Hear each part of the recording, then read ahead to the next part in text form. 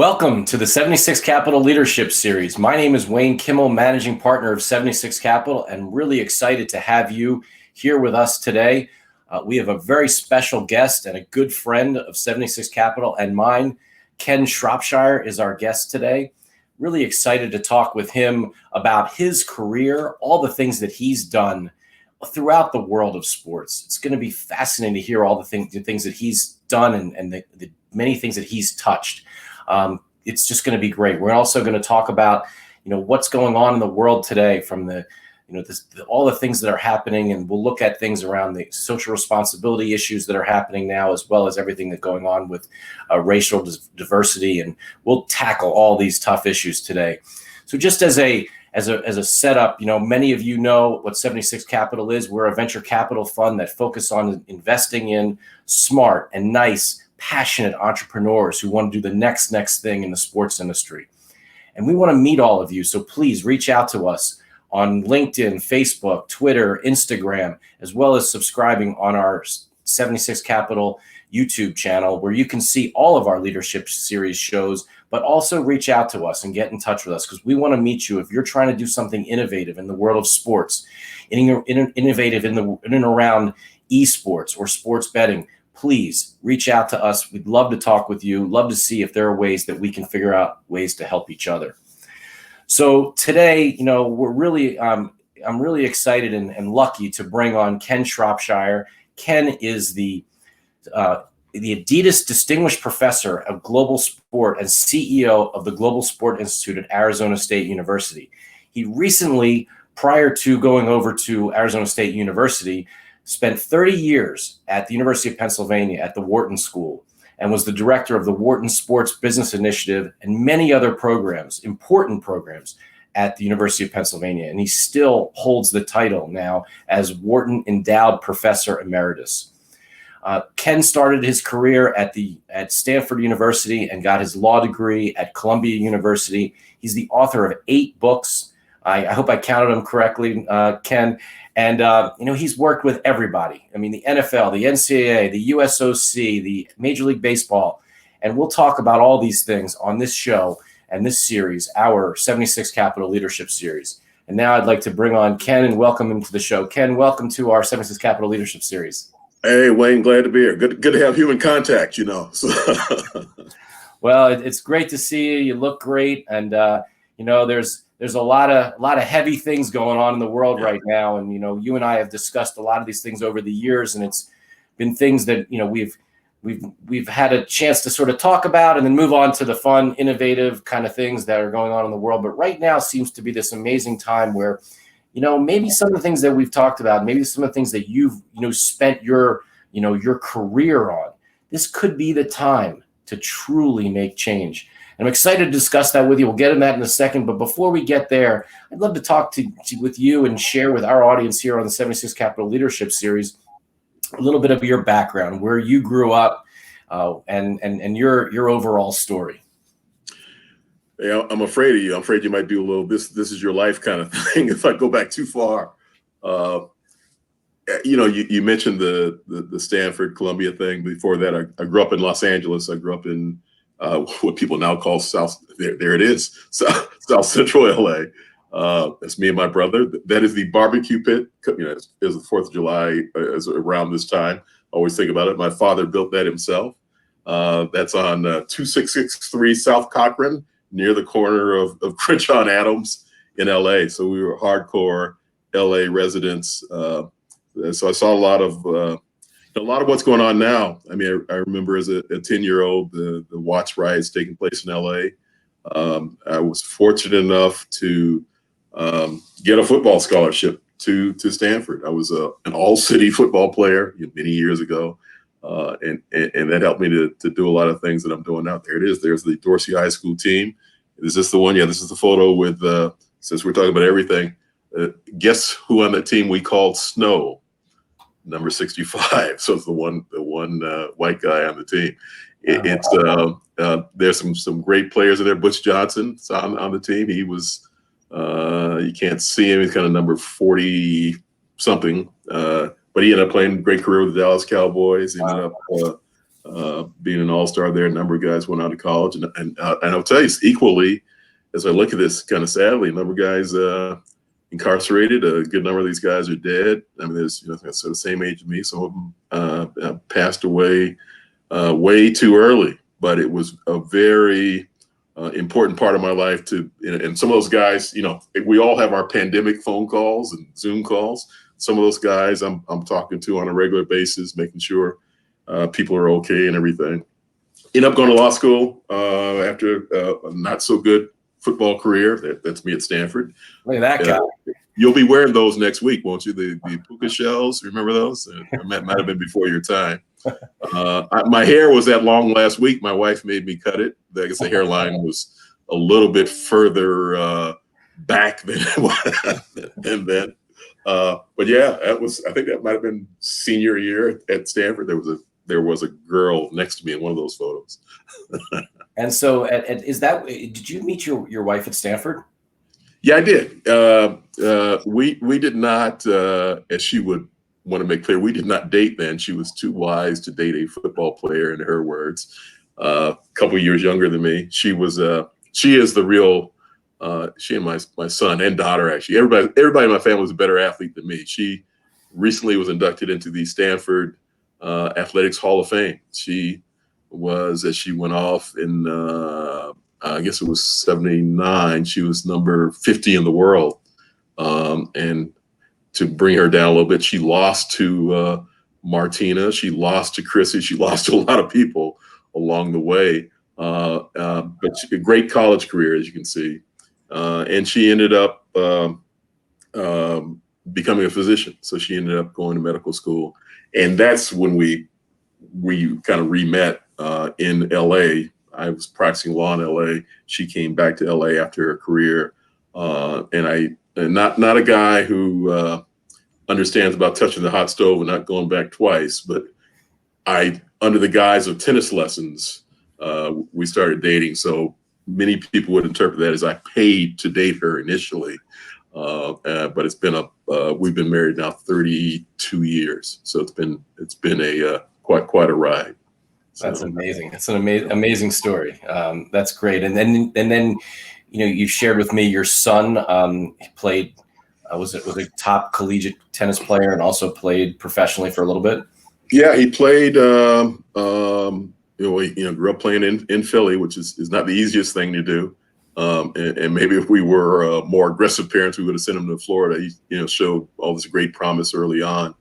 Had a number of scholarship offers, ended up going to Northwestern. Was freshman of the year, all Big Ten sort of every year he was there. Played one most of the time that he was there. Went off, played professionally, and in some ways, I say he got out just in the nick of time.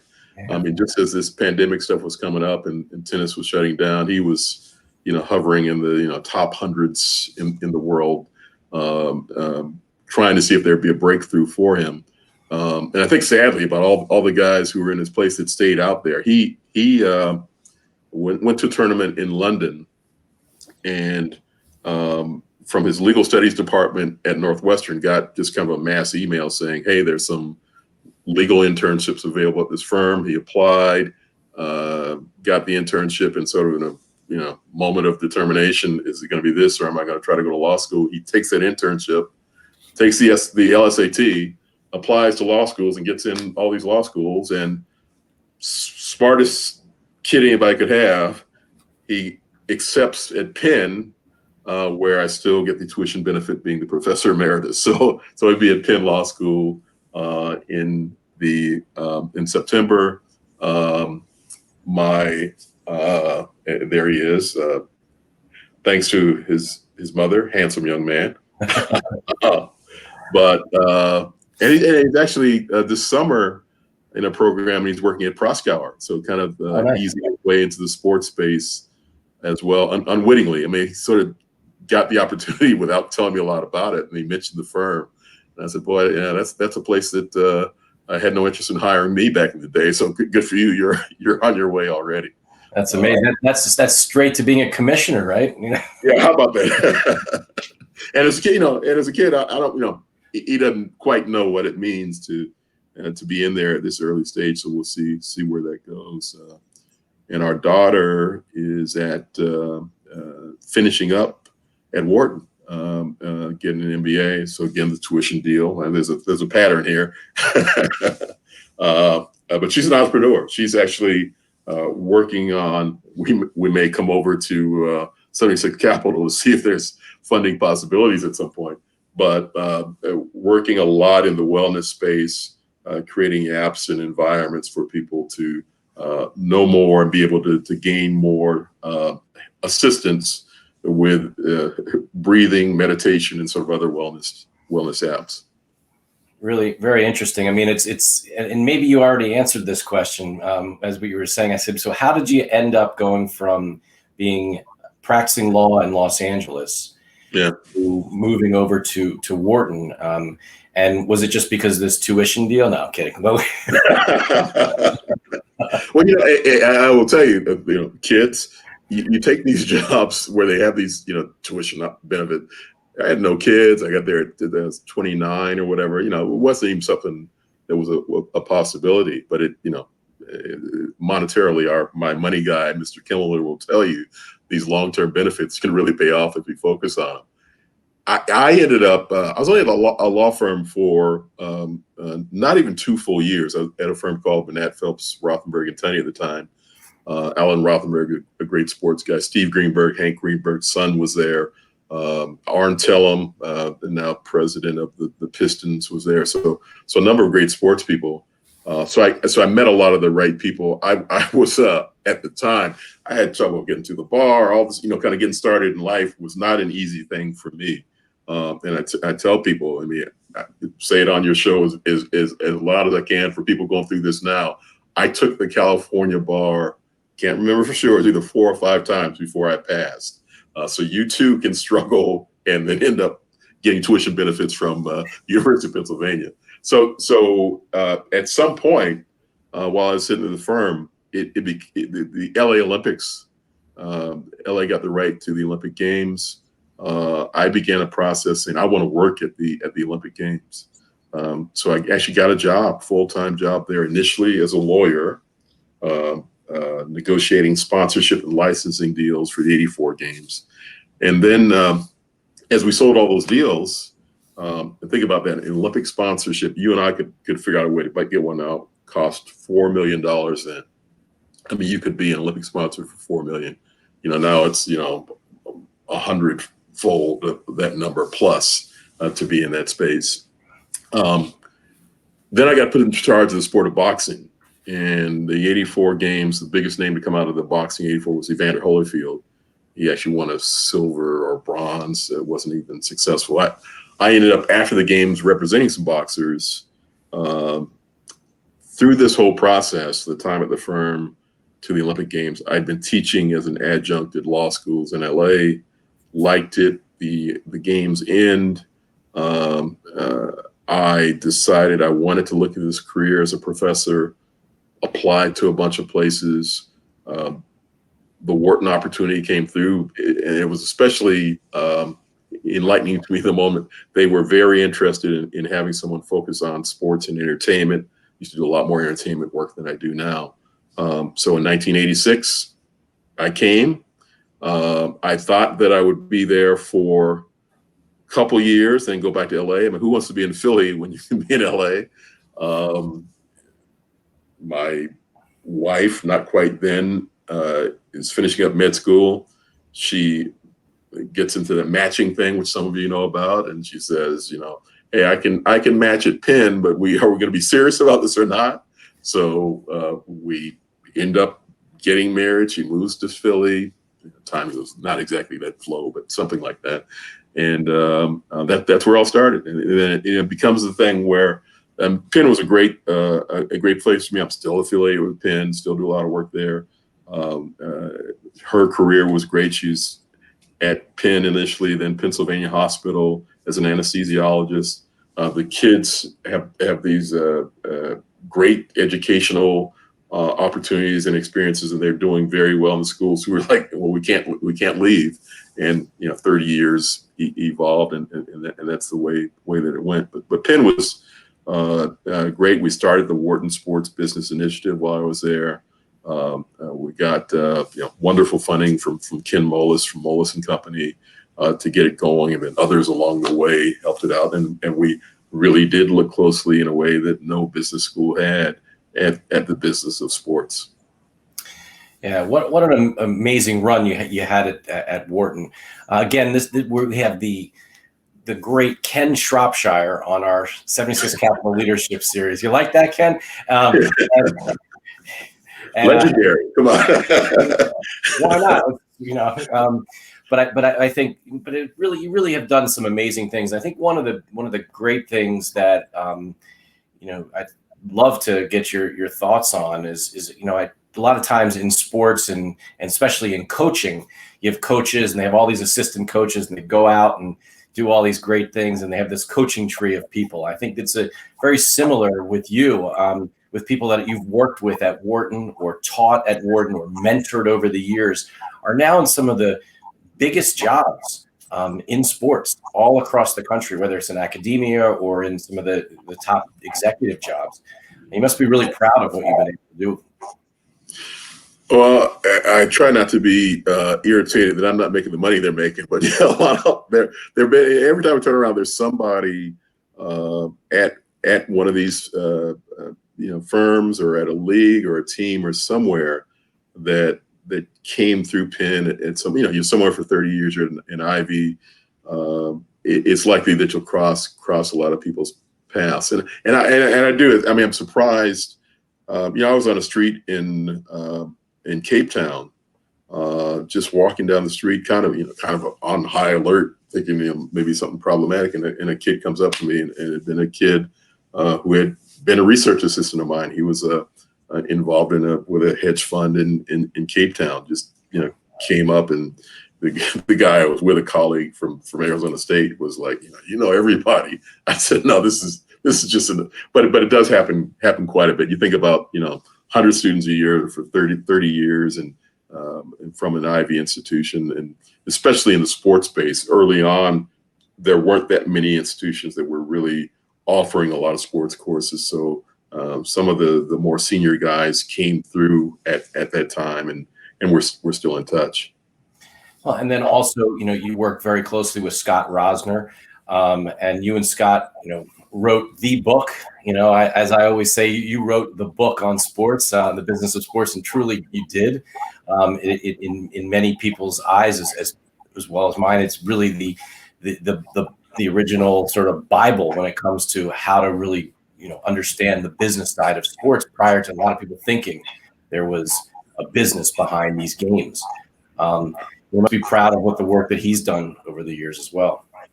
Oh, yeah, he's gone on and done some great things. I mean, at one point we thought he would stay at Wharton and continue to run things there, but a great opportunity came up at Columbia for him to head up their sports focused institute and courses. And he's done a great job. He's got a fantastic team, kind of a who's who on his team in terms of people that are in the Columbia program. So we've been talking a lot about there's two. Guess which one's the billionaire amongst those three? So there's Stephen Ross there with me and Scott. I think that's at a Super Bowl show we did at one point. So we don't look like we're having fun, do we?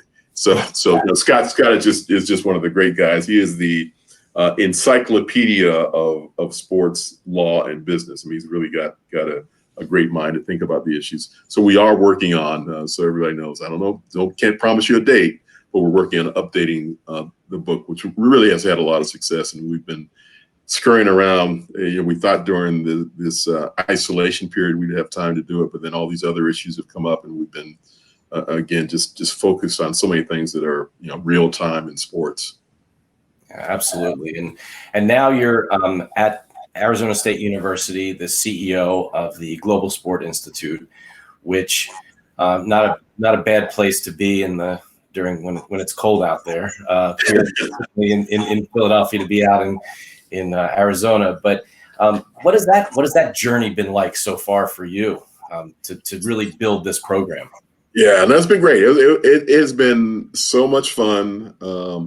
both geographically to do something different. We're still back and forth between here and Philly. I'm in Scottsdale right now. But the idea of building something from the ground up. This was from the president of the university, Michael Crow. He approached me at one point and said, "If I give you a whiteboard to build a sports-focused research institute that doesn't exist anywhere else, what would you do?" And I met Dr. Crow in the process. About doing too many different things. I was negotiating the contract for Ray Anderson to be the athletic director at Arizona State, and he is the current athletic director. Ray had been a teammate of mine at Stanford, and Ray had was also just relationships. Speaking of the guys that wrote the book, I mean, so Wayne, this could be a chapter in your next book. Ray Anderson, when we were 17 and 18, Ray was my host as I went to visit Stanford on a recruiting trip as this kid from LA. So I met Ray at that point in time. We played, life went on. Ray went to Harvard Law School, so all these things happened. At some point later on, Ray called me and said, "Hey, Ken, I'm selling my sports agency to a bigger enterprise, actually to Octagon. Would you represent me in that?"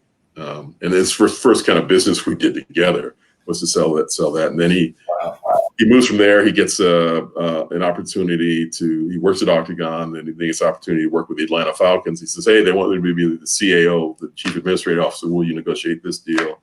Then the NFL calls, and then finally this deal with Arizona State as the athletic director. And in that process, I meet President Crow, and Crow inappropriately in the midst of negotiations, "What would it take to get you here?" And that's what led to this whole whiteboarding of this institute. So what we are, and if you go to our website now, you can get a better vision of what we built up over the almost 3 years or so. It is a research institute that looks at everything related to sport and tries to encourage every part of the university to do research in areas. So we do everything from work on, should your kid play with a concussion? Do wearables work? Is water better than Gatorade? And all the big diversity issues of today. So just anything across the board, gender issues. This year we're focusing a lot on sport and the body kinds of issues, which brought COVID into the conversation. But it's been a lot of fun. We've done some documentaries, some mini documentaries. We've done educational programs at different teams. This was with the Miami Dolphins. We ran a sports business combine for them, teaching their players about transitioning and being engaged in business. 76 Capital was engaged with us on that. We have also done similar programs with the National Football League, kind of on the bigger level, with players from across the league. So it's been a great platform. We've done. Here we are in Vegas. We'll leave most of it there. We were able to join your leadership in terms of talking about the sports betting business as it was just getting going. I mean, you think about, you remember what year this was? I mean, this was really, I think the Supreme Court had just decided, and then you ramped us up to have, one of the better discussions that has taken place on the topic.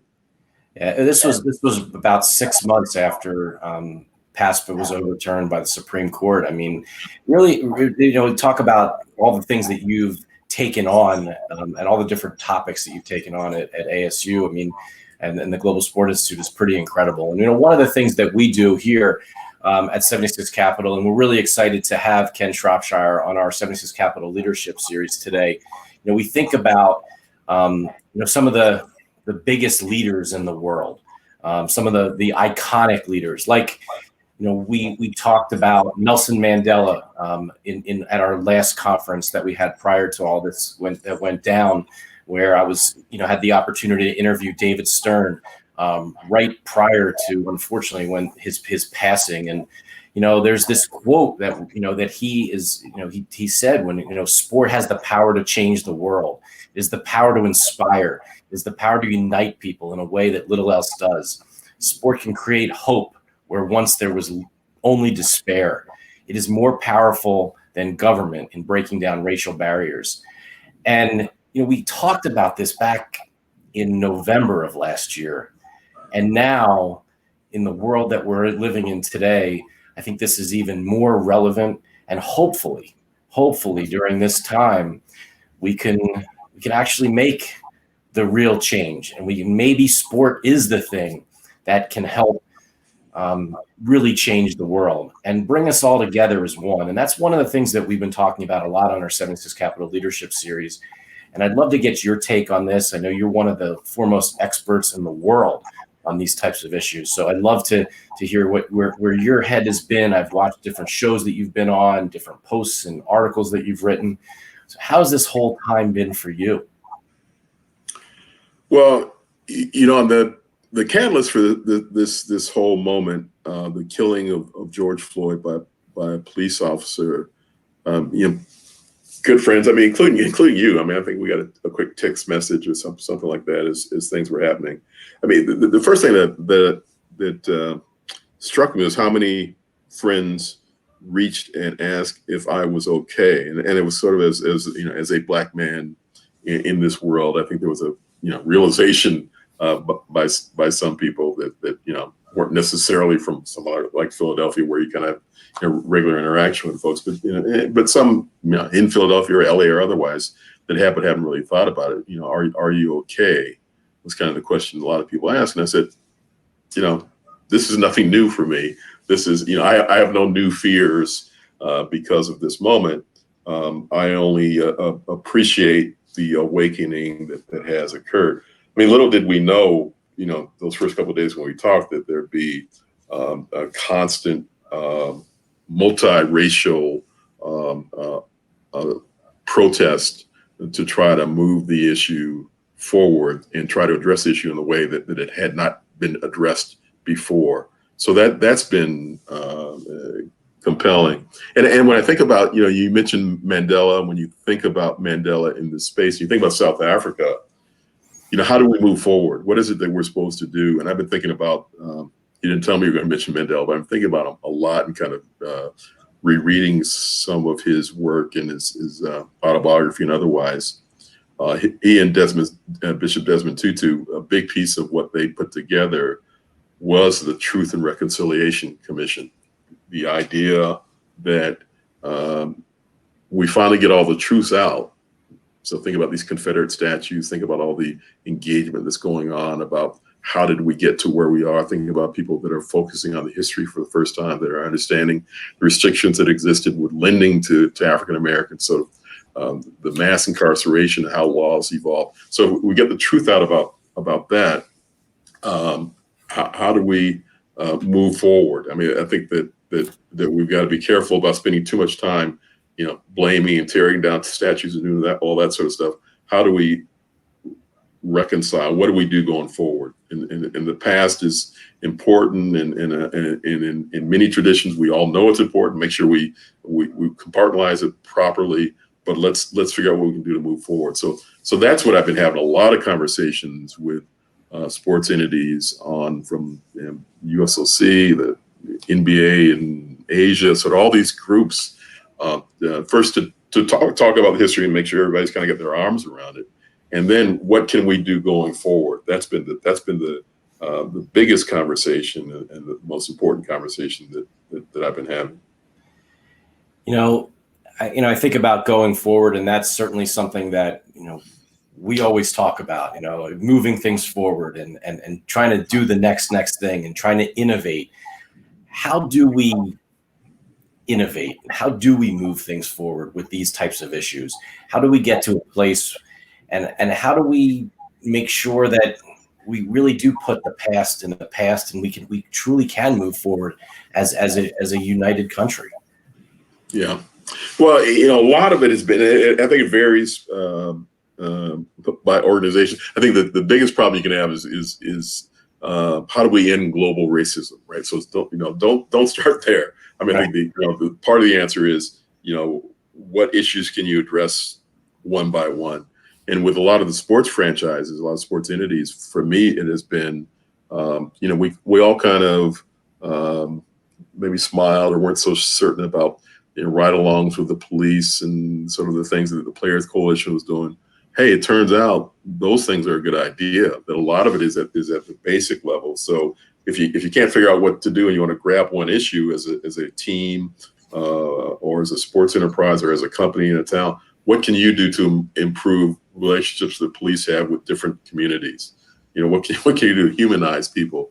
I'm again growing up in LA. I had my first encounter with the police at 11, 12 years old, accused of stealing a bike.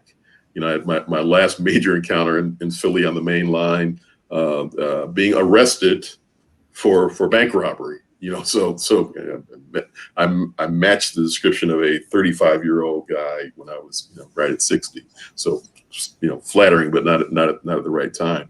So to think about an issue like that, or to focus on the hiring issues within your enterprise. There are a number of things that can be done right away that you say, we're going to do this differently than we've done in the past, and try to build out from there.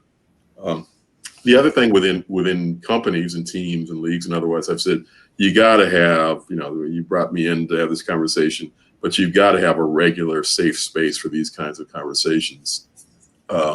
Even within my organization, I got 11 and 12 employees. We got kind of this very diverse team, and we had a conversation just yesterday about some of the assumptions we have made about the military and their engagement with sport. We have a former military person on our team, and just in the same way that I would have raised an issue about race that somebody may have stated inappropriately.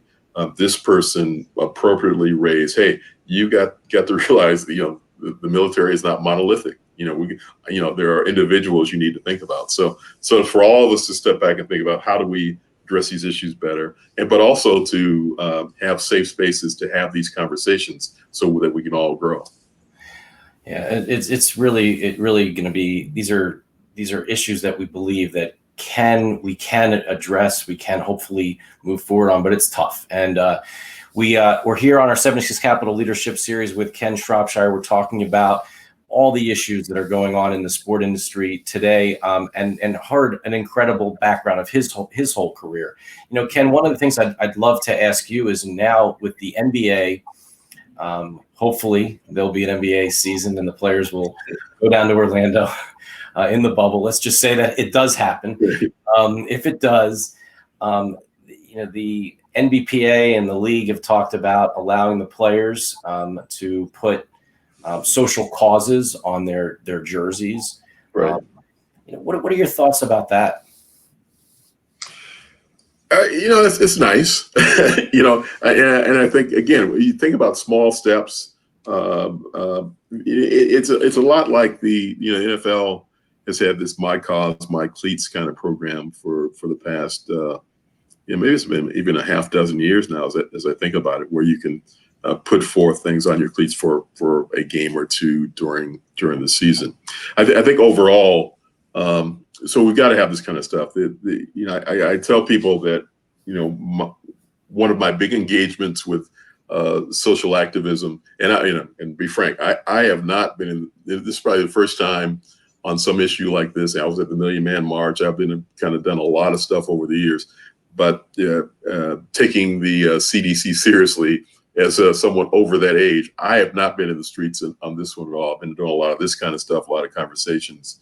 But one of the moments when I was very deeply engaged was for the Martin Luther King holiday, and you think about it, Ronald Reagan's in office, and at the time we finally get the holiday. But all these, a lot of time in the streets, kind of doing a lot of stuff.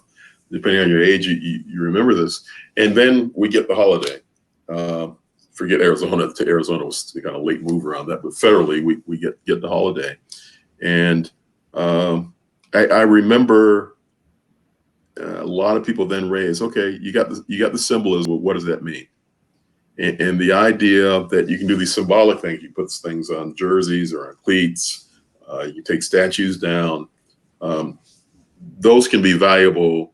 Those are symbolic, but let's make sure we're addressing the real issues too. You know, the Players Coalition in the NFL, for example, spent a lot of time addressing legislation related to mass incarceration, voting rights, those sorts of things. I mean, those are real needle movers. The messaging that can be done by these athletes, though, you can't discount it. But in the continuum of what's most important, it is the actual action. Absolutely. And, I was, on your Twitter feed, you posted Coach K's speech, Coach Mike Krzyzewski from Duke, and I thought it was really a lot of the words and things that he talked about and things that he said. I mean, and the message was really strong.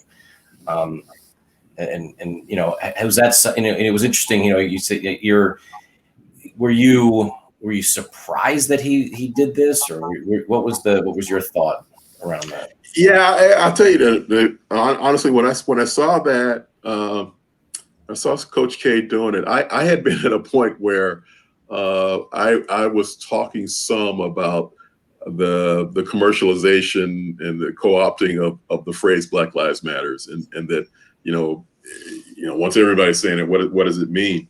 And so I was a little bit jaded in the moment. And then when I heard Coach K's presentation, I said, you know what, the idea that people step up and say what they mean, what they're thinking, it's important. And when I saw, who was it? I guess Vice President Mike Pence the other day being kind of cornered, where you say, no, I don't want to say it, all lives matter, kind of that which is just amazing.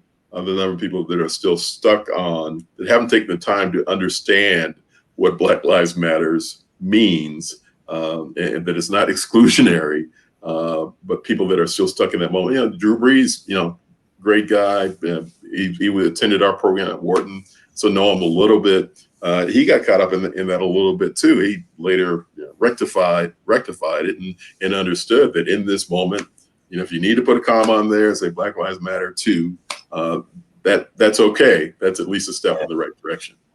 Well, look, I mean, I think it's one of these things where there's this opportunity to learn for so many people, as well as then there's a heavy responsibility, I think, with a lot of athletes today in making a comment. So one of our prior guests is one of the current NBA players was talking about how today's NBA players will talk about these issues, but in the past, guys like Michael Jordan, they just pushed it off to the side. And now, of course, Michael has come out and is doing, certainly big things for the overall community. But at the same time, this is a time when you can really make a difference, and you can really use your voice as an athlete. That's somebody who is followed so closely. This is an amazing opportunity, but it's also a tough opportunity, I believe. I'd love to get your thoughts on this.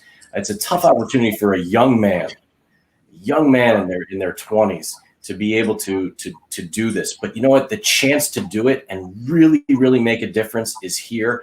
And then they could set not only up their life and their lifetime, but truly change the world. Yeah, you got to know what you're talking about. So you've got to take time to educate yourself. And watching LeBron James, maybe the best example, watching him 2014, 15, 16, kind of taking the steps to begin to make public statements, largely following the Trayvon Martin kind of moment where he got his Miami Heat teammates to do the social media moment with the hoodies on, the women on the Minnesota Lynx kind of leading the way in terms of, hey, we can make a statement in this kind of way. But LeBron was important because he defied the Michael Jordan, Last Dance kind of message of you cannot be a capitalist, you cannot monetize yourself if you become too political, too racial, or otherwise. So that was the beauty of LeBron in that moment. But LeBron also, if you think about when the Olympics were in Beijing, he was asked to speak about sweatshops in Tibet or something like that. And I think he said something like, I don't know anything about it, which, in retrospect was a wonderful answer. I mean, how is he, he's focused on basketball in the moment. You're going to ask him about some, and now he probably went and got educated to speak on it more now than he could in the moment. But it is important not to speak. I mean, Drew Brees is a good kind of counter message in the time that he hadn't focused on it enough, and he was still stuck in this old message of kneeling is not patriotic. Well, that's not really what we're talking about this time. Yeah. Well, these are in really tough issues, but things that hopefully we could solve some of these things. It's certainly my hope. From my perspective, I really hope that we can. During, whether it's now or in the very near future, it would mean a lot to, I think, this whole country and make this world a better place. This is great to have Ken Shropshire on our 76 Capital Leadership Series. We've been talking about a lot of different issues, and I think, I'd love to talk with you, Ken, about one of the other really big issues within the college world today. We've been talking about this NIL thing, the name, image, and likeness issue that has been kind of coming down the pike in different states, and what it really means. And I know a couple of the different conferences that we've had here in Philadelphia and other places around the country, we've talked about NIL together. But what are your thoughts about where it stands today and what it really means for young athletes? Well, it's great that the rights that these athletes have had are being given back, in a sense, that they're no longer being as constrained as they were. I mean, I think it's important for anybody that looks at this to realize we still don't know what the upper limit is and how much is going to be allowed in this moment. I think the real monetizing, at least initially, will be more of the social media kind of monetization, in terms of, a lot will be based on how many followers you come into college with, how many people have looked at something that you put forth in social media before you got there. So if you are, Bronny, or if you got, if you start with a team of other celebrity kids as well, you can come in with something that's of value, and there's no reason why there should be constraints on that. I think what people traditionally have feared is the fake deal with the car dealership that you get a car and $1 million or something that's really not relative to your actual market value, the value that you bring. I always tell people that, and that might be the case when this first happens. There could be some problems, and there will always be corrupt institutions that will find a way to funnel funds in a way that is not appropriate. But for the most part, the market will take care of itself. I mean, the market will have these payments wherever they come settle out. The idea that there is could the quarterback make more than the offensive lineman? As a former third string offensive lineman, I really would not care if they earn it, they can get it. And shame on me if I can't find a way to start an offensive lineman camp in LA, and I go back as a kid and do that and make a few bucks. Well, good for me. That's the level my water rises to. So I think we're going to see a lot. It's an exciting time, and hopefully both the young people that have these opportunities will get good guidance in being engaged in this, and the institutions too will provide enough support. And they'll also, frankly, find ways to co-monetize where it makes sense to do so. Yeah, well, it's an interesting and exciting new development within the world of sports, and something that, again, another opportunity for young people, another opportunity for student athletes to be able to truly monetize their name, their image, and their likeness. At the same time, it opens up a can of worms and a lot of different issues. But it seems like everything's on the table these days, and we'll figure it all out. And it's hopefully everyone has, as you said, gets the education that they need to make sure that they're in a place where they can make the right decisions, because that's what will need to happen. you think about this and you think about athletes, and the responsibility that they have today, the access that they have on so many different levels. Where do you think things will go in the future, with athletes and their, how they'll, where will the athletes of today? I mean, I think this is one of the big things that you talk about, Ken, a lot is, will the athletes of today, will the executive offices in the future look a little bit more like our society? Will owners look more like the rest of the world? Will we? I mean, can we have a little of that? You think that's going to happen within sports? Yeah, well, you pinpointed the most difficult level, the ownership level. In some ways, that ship may have sailed. We can certainly think about global diversity. You can think about in terms of Black people. You can think of some African billionaires that could have an interest in U.S. sports franchises. But in the U.S., I think it's 5 or 6 African American billionaires. Oprah, Robert Smith, Jordan. You can kind of go through the list, and Jordan's already in. Oprah could care less, and there are others that just don't have interest in space. Jay-Z just creases up to think about a franchise. The Dallas Cowboys $5 billion. I think Jay-Z has one. So it's the guys and women that are buying teams tend to have billions, not just a billion today. You do very well in business there, Wayne. I mean, you and I, it'd be a difficult task today, but in the 80s or 70s, when a team was 10, 15 million, even if we didn't know a lot, we might be able to figure out how to pull together a group to get that number. I mean, even when it got into the 30s, maybe we could do it. But the billions is a whole different stratosphere. So you've picked kind of the most difficult space to hope for greater diversity, unless there's a real shifting in the economics of peoples of the world. And as I said, it's just limited in the United States in terms of potential ownership. Where there can be a greater impact, though, and we talk about this a lot, is in terms of the front offices. Where there can be a greater impact in terms of the league offices and diversity there, racial and gender diversity. Richard Lapchick just recently released his racial report card, which is a good relative measure of how things are going at different leagues and within college sports as well. And the clear indication is there's a lot of work to be done. I've been my little game in these things in this period of time has been to tell people to go to. Hope you're not trying to do business with these people right now, but go to Major League Baseball's website and go to executives, and you will see 7 or 8 white men will be the executives of Major League Baseball.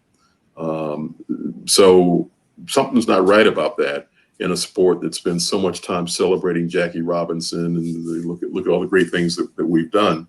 That in the United States in 2020, there's not a single person of color in that executive suite, and there's not a single woman in that executive suite. Something needs to be done there. We talk about other leagues too, but that's the one that jumps out the most for me in the moment, where there's the most room. Again, truth and reconciliation. We have a problem. Let's move forward. Let's make it better. Yeah, no doubt. I mean, these are things that are, that need to be thought about, and we keep coming back to, this idea of racial diversity. We need that. We need that across not only just sports, but across the country as well. I saw James, our producer, he flashed up one of the slides we talked about. We mentioned earlier a little bit about what's happened in the world of sports betting, and how that's come into it was a thing that was, if you were an owner, if you were a player, if you were an executive at a team, you weren't allowed to walk through a casino. You weren't allowed to bet on sports. Now, all of a sudden, as James throws those up here, you have FanDuel doing deals with the Broncos. You have that, this is the first deal with an NFL team. You had today the Detroit Tigers announced their deal with PointsBet. And then the NBA teams have done deals. The NHL teams have done deals. Does this surprise you as someone who's been in the sports industry for so many years now, the fact that the sports betting industry has come into sports in such a big way? Yeah, no, it surprised me for sure. I mean, again, you and I engaged in this as it was beginning, and we kind of accepted, okay, this is the new reality. What do we do? But you think about the history of sports betting, and this is betting on sport as an athlete kind of problem. But the Black Sox scandal, you think of Pete Rose and his engagement betting on baseball, betting on his own sport. You think about guys in the NFL, Alex Karras and others getting kind of kicked out in the 60s for gambling. So it's always been this very negative space. But I think, well, clearly, I don't think I know what has happened. And Adam Silver with that op-ed in the Wall Street Journal was in that moment sort of saying, okay, we see this is happening. We better figure out how to engage in this, kind of led the way. I mean, that moment, I don't know what date that was, but that was kind of like the March 11th cancellation of the NBA season. That moment was when the floodgates opened and everybody said, okay, we better figure out how to do this. The difference is there were some pretty good roadmaps around the world, as the rest of the world was already doing this. So, and you've worked with some of these companies that have been doing it globally for a while. So there were places to look to at least get an idea of it. But of course, as the United States is want to do, we're quickly going to a whole different level from everybody else. Yeah, it's fascinating. It was fascinating, to see all of the commissioners write letters in support of sports betting to the Canadian government. I mean, these things. I mean, you think about sitting where we sit. Jersey was, fighting sports betting for so long, and then finally it just became, Jersey becomes kind of the hotbed, beyond Nevada and otherwise. It's just fascinating to watch how it evolved from 0 to 120 pretty quickly. Yeah, I mean, 22 states now, plus the District of Columbia and Puerto Rico, have passed laws to have regulated sports betting in their states. 19 of the states are up and running right now.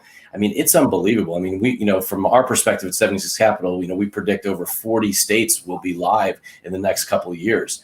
So this thing it's moving at an incredibly fast pace, and and we believe it's just the beginning, and the opportunity to actually innovate and think about how this industry and how it can really truly be part of the game in a good way, actually really help engaging fans, and making it something that's in a positive way is something that we're excited about, and have a number of companies that we're invested in today, but we're always looking for those new entrepreneurs in those worlds. Yeah. So when we're here with Ken Shropshire, the CEO of the Global Sport Institute at Arizona State University, and a really great conversation with Ken today. And before I let you go, Ken, I wanted to ask you, one of the questions that we ask all of our guests really about this idea. We talk about leadership. We talk about, all the big topics that are going on in the sports world today. Was there someone in your life? I mean, being such a leader in sports, was there someone in your life, whether it was a parent, a mentor, a coach, or someone that really helped lead you in the direction where you are today, and where you've been able to, take it and really run with it? So I was thinking about 4 people. Certainly my parents. So I don't want to. You can imagine the lessons you learned from there. My high school football coach, Aaron Youngblood, was so much kind of led these bad kids. You saw that photo of those characters. Kind of led us. And one of the guys in the photo went on to. Until he hung himself, this horrible story. He ran one of the major prisons in California as an inmate. So that's kind of I'm not going to pinpoint which guy it is, but number 75. Number 75 could be the guy that I'm talking about. The one person beyond those 3 that I saw, it was my first place of really being in a business setting. And he gets mixed reviews. Peter Ueberroth. As he was the president of the LA Olympic Organizing Committee. He's a 40-something at the time. I was in mid-20s. But to see the way that he led, the kinds of things that he put out there, and the way that he kind of tasked us all to be on a singular mission to have the greatest games of all time. And I think so much about many of the things that he said that the most, and I use this line all the time because I was in a mode of maybe I was trying to impress too much or whatever. One night I was in the office, only one there working hard. And then I see Ubrov walking out and he just stopped by and said to me, work smart, not long. And he kept walking. And I said, okay. But he was like the king of those kinds of one, here I am 40 years later. I can't get it out of my head. This guy, I thought I was going to impress him. And he's kind of trying to say, must be something wrong with what you're doing if you're the only one here on a Friday night. That's amazing. That's amazing. Well, Ken, I really appreciate you taking the time to join us on our 76 Capital Leadership Series. Really appreciate all your thoughts and guidance and wisdom over the years. And certainly now more than ever, your words matter. They make a difference. As we've talked about it, we got to make this world a better place. And you're one of those guys. I really appreciate calling a friend and someone who is truly can lead and make the difference to make this world a better place. So thanks a lot for joining us. Oh, thanks, Wayne. And thanks for all you guys are doing. Appreciate it.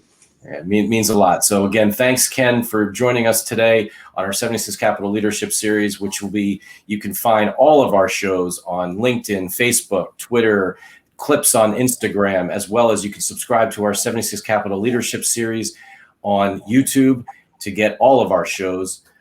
This is Wayne Kimmel for the 76 Capital Leadership Series. Thanks for watching.